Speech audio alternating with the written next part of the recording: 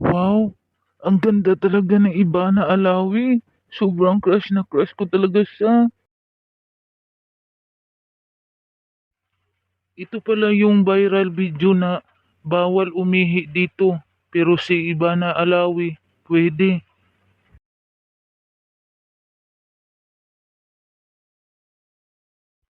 Hay, apakaswerte naman ng lalaki. Binigyan pa ng 50K ni Ivana Alawi.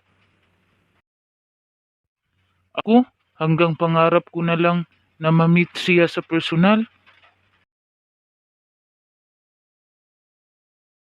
Hay, sa wakas.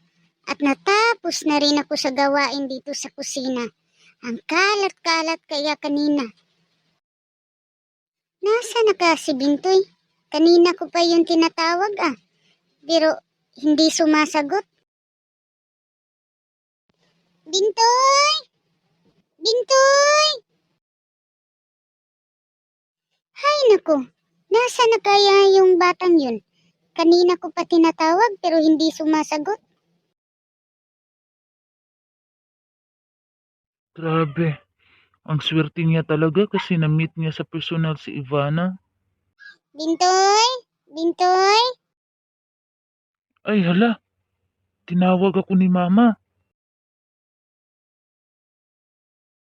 Hay naku, Diyos ko Bintoy. Kanina pa ako tawag ng tawag dun sa kusina. Kaya pala hindi ka sumasagot kasi sobrang busy mo dyan sa computer. Nay, sorry po Nay kasi may video po kasi na viral ngayon. Yung binigyan po ni Ivana Alawi ng 50,000. Ha? Ang laki naman. Opo Nay, tingnan niyo po dito Nay.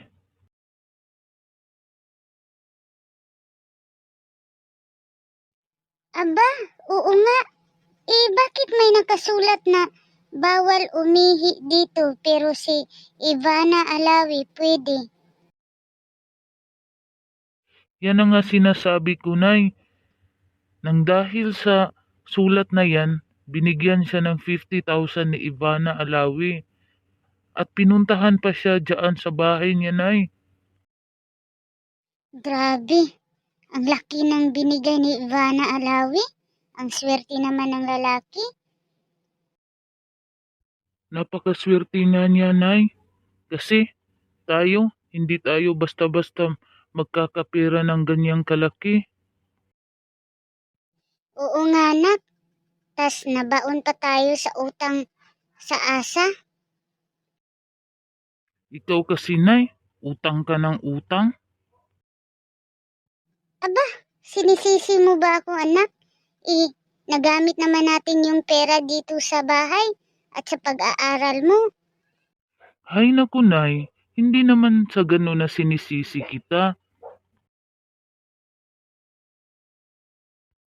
Naawa lang ako sa iyo Nay, kasi alam mo naman yung utang natin sa asa, linggo-linggo mo babayaran.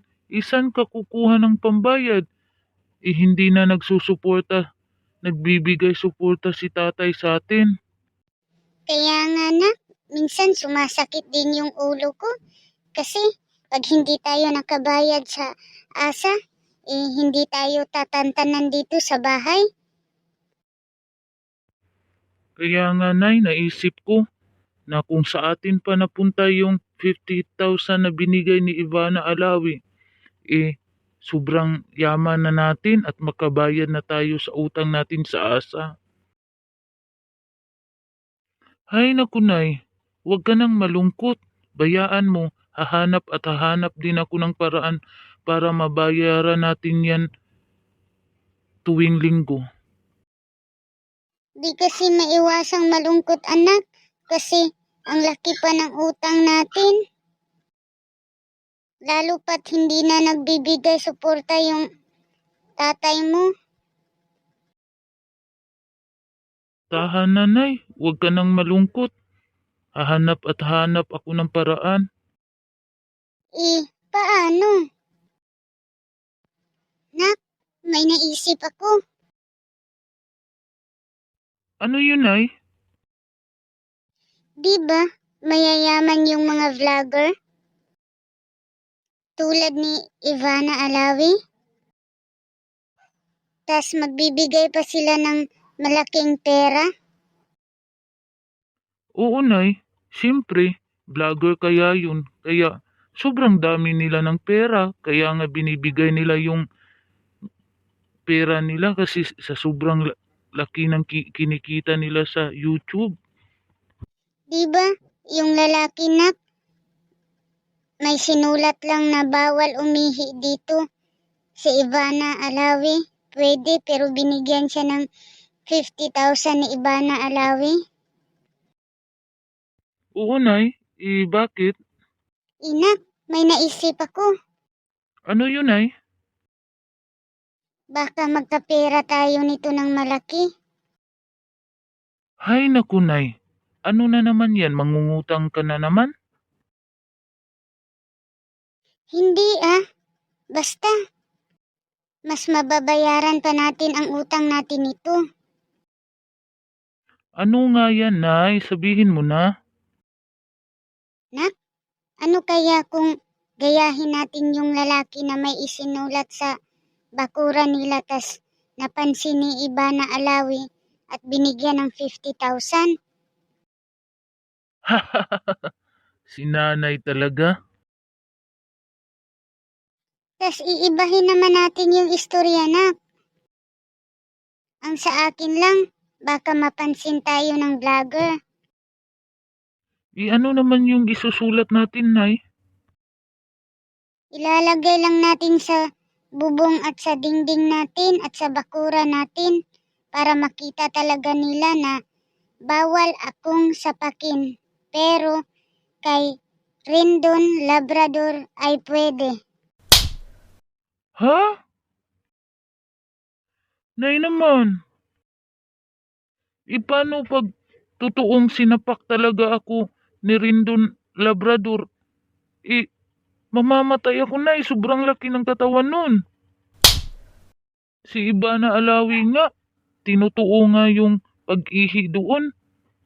Si Rindon Labrador pa kaya? Baka tutuhanin yung pagsapak niya sa akin. Okay lang yan, nak. At least magkakapira rin naman tayo ng malaki. Magkakapira nga tayo ng malaki, Nay. Pero sa morgue rin naman ang bagsak ko. Nay, wala na bang ibang paraan? Wala na talaga, nak. Kasi yun lang ang naisip ko para magkapera tayo. Magpasapak ka kay Rendon Labrador. Mapapasubo talaga ako dito, Nay. Sige na, nak. Isang bisis lang naman ikaw masasapak ni Rendon. Ay naku, Diyos ko. Tulungan niyo po ako sa desisyon ni Nanay.